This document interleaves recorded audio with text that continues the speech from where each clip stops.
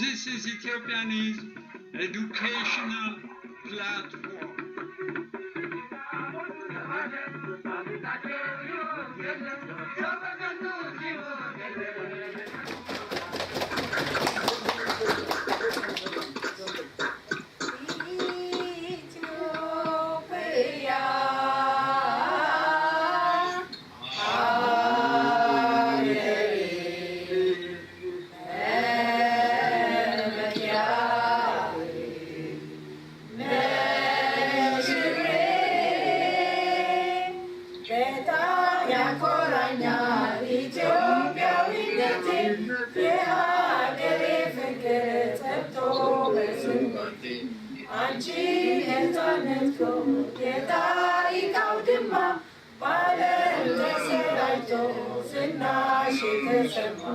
Ethiopia, Ageraችን Ethiopia, እናታችን Ethiopia, መመኪያችን Ethiopia, Ageraችን Ethiopia, እናታችን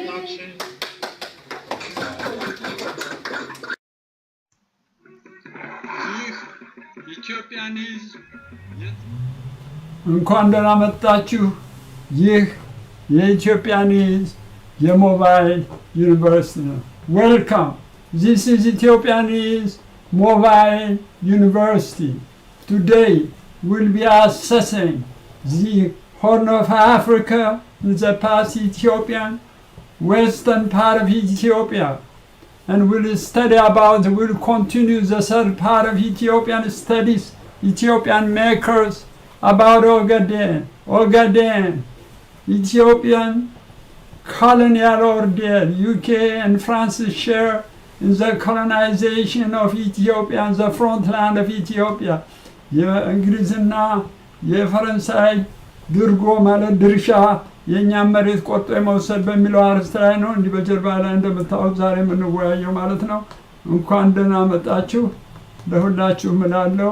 ከዛ በፊት አዲስ አንድ ጥሩ ዜና አለኝ።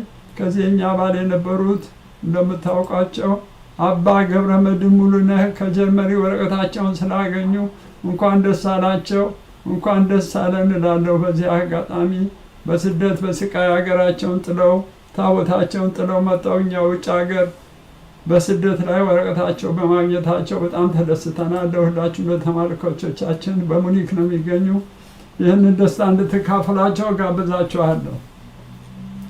So today our course on Ogaden, we have had 3 courses about Ogaden. ስለ ኦጋዴን 3 አይነት ትምህርቶች ተምረናል። The first one was the introduction about Ogaden. በመጀመሪያው ክፍል ስለ ኢንትሮዳክሽን የመግቢያ ትምህርት እንደተማርን እዚህ ይለናል። የመግቢያው ትምህርት እንዴት እንደሆነ ለምን ኦጋዴን እንደምናጠና እሱን አይተናል። ዛሬ መጀመሪያ ለምን እንደምናጠናው ላስረዳችሁ ፈልጋለሁ። ለምንድን ነው why do we study about Ogaden? What is the interest of the study of Ogaden and that of Eritrea? Let me give you some of the objectives of our study. ለምንድን ነው የምናጠናበትን ምክንያቱን ዛሬ ልገልጽላችሁ ፈልጋለሁ። The objective of this course is to analyze how the conflicts that started in the sands of Ogaden have been principal menace for the existence of Ethiopia. ለምን የምፈልገው በዚህ አካባቢ በኦጋዴን አሸዋ ላይ የተነሳው ጦርነትና ግጭት የኢትዮጵያን የኢትዮጵያን ሉዓላዊነት ጥያቄ ላይ የሚያስቀምጥ ቦታ ስለሆነ ነው። ዋናው ነው as a century for a century, many centuries in the past, this conflict continued to this day. ከብዙ ሴንቸሪዎች ጀምሮ እስካሁን ድረስ ግጭቱ እንደቀጠለ ነው። Let's see some of the reasons why we study about Ogaden. ለምን እንደምናጠና እስቲ ቀስ ብለን አንድ ባንድ ለማየት እንሞክር። Number 1, historically the region has been the Ethiopian dominion long before the advent of Christianity and Islam.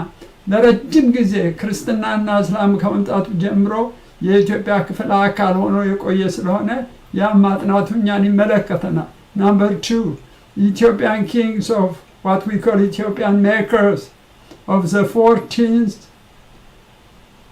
Amdesyon, the 15th, Zara-Yaakov, and the 16th century, Sarzadinkel, fought against the slave rider and expansionists through Ogaden up until the declaration of the 19th century, scrambled for Africa. የእኛ አያቶቻችን የምንላቸው የኢትዮጵያ ገንቢዎች የምንላቸው ነገስታት እንደነ አምደጽዮን በ14ኛ ክፍለ ዘመን ተምረነዋል። በኢትዮጵያ ሜከርስ ዘራ-ያዕቆብ በ15ኛ ክፍለ ዘመን፣ ሰርጸ ድንግል በ16ኛው ክፍለ ዘመን ከባሪያ ነጋዴዎች መሬታችን ቆርጦ ሊወስዱ ድንበራችንን የውሃ መውጫ ሊያሳጡ ለረፉን ያንን በመዋጋት ያቆዩን ንብረታችን አንቁር ሀብታችን እንደሆነ እንድታውቁት ነው። ይሄን ለመጥቀም ፈልግላችሁ። The war continues up until 19th century when it comes a time for African scramble and our forefathers kept the region.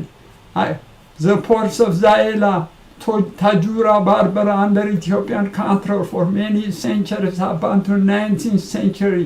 That's the time of African scramble.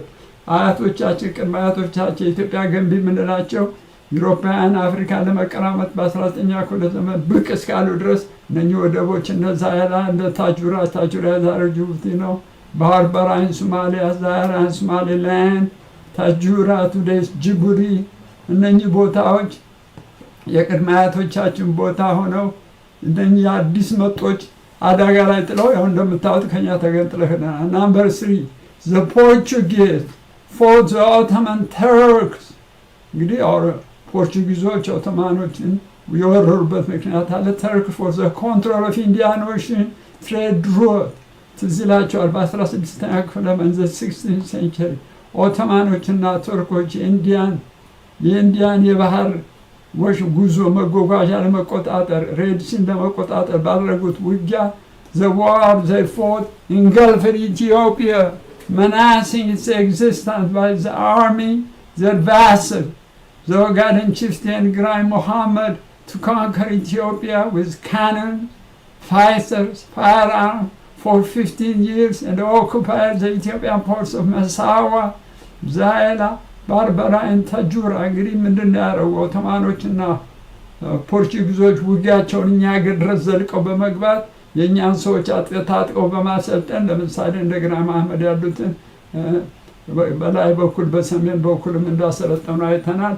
እነኛን ሰዎች በማሰልጠን ሀገራችንን ለመውረር ያደረሱ ሁኔታ ስለሆነ ያንን ታሪክ ማወቅ አለብን። we have to know. Number 4, the colonial Britain, not today's the colonial, today Britain colonizing, neo-colonization or direct colonization doesn't exist.